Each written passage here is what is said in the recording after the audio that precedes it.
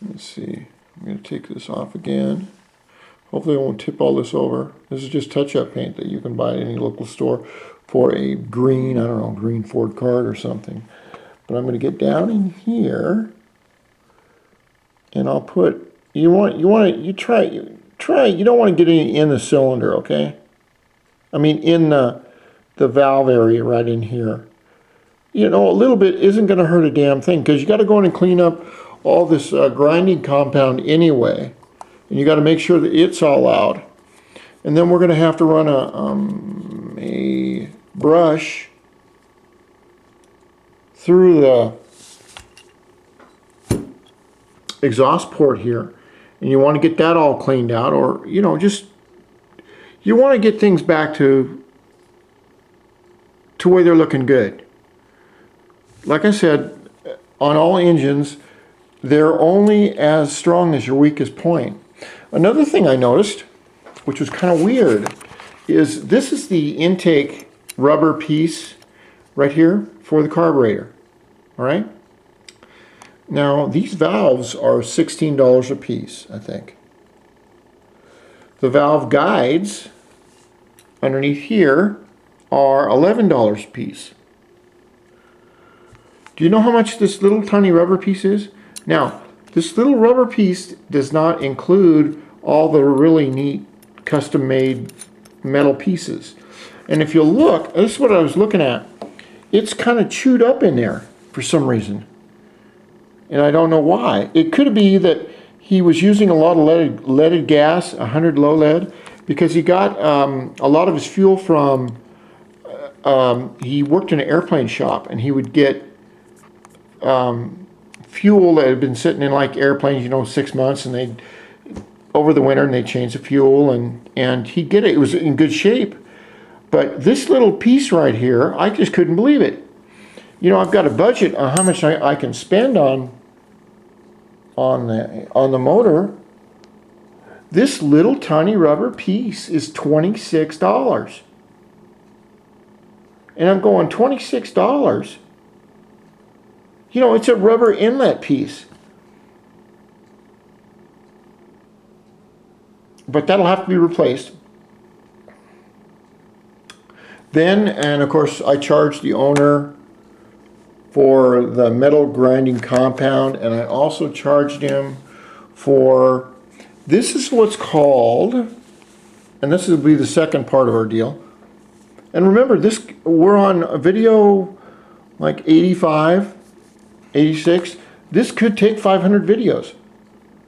But when they're done, I'm going to have a turn the key off, tear the whole motor down, tear the whole bike down, all the way to a turn the key back on, blow by blow description of how this is done. I mean, for me anyway. And of course, it's not, this is not a high production deal, especially when you don't edit. I shoot everything once. I try and make it as spontaneous and as real as I can.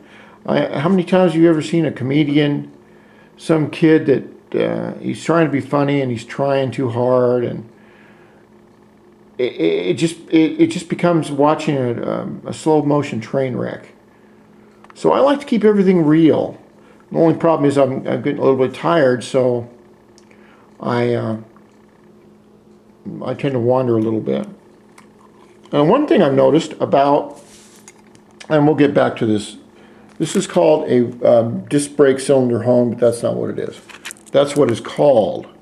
The important part about it is that its range is 1.5, which means if the 3 prongs were, if this were let out all the way, which it is, that you could get a 1.5 diameter hole here to here, or if you screwed this all the way down, and when you screw it all the way down, it pushes the arms apart, and it will go to a 3 1/8 size. Now that's perfect for either a Honda 50 piston, a cylinder, all the way up to about a 125cc cylinder. And what we're going to use this for, it says it's a disc brake hone, but and you can see where they use it in disc brake. And luckily, I worked in a brake shop when I was a kid. So I know how to do all this, but we're going to use it for something else. And these will be all things that are coming up tomorrow, since it is 3:15 in the morning. And maybe it's a full moon or something. I just decided I was going to make a video on all this.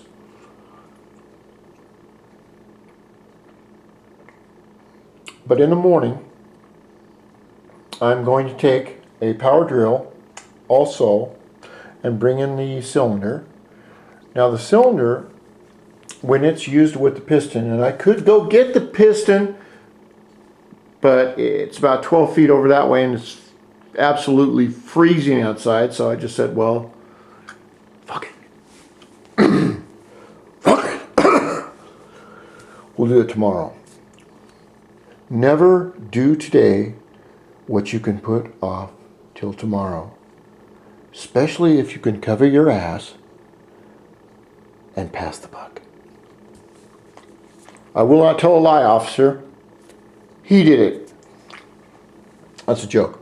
Okay, we put a drill on the end of this, okay? And we're going to take our little cylinder, and over the years or months, the cylinder gets what's called a glaze on it. And the glaze, it's normal, okay? Or there can be little scoring marks, things like that. But the new cylinder, the new piston rings, they need a cross-hatch mark of virgin steel so they can seat correctly. And when they seat correctly, it's just like what we're doing on this, the cylinder, I mean the valves right here.